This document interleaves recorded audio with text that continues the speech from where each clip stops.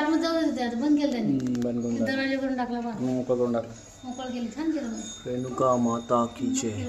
समाई लावता येते रामाई काढता येते पूर्ण प्रशस्त केलं छान.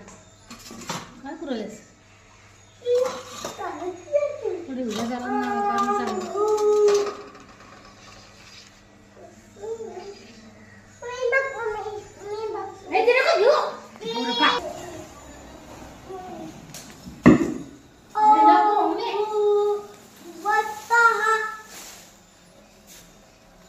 बंद कर दे.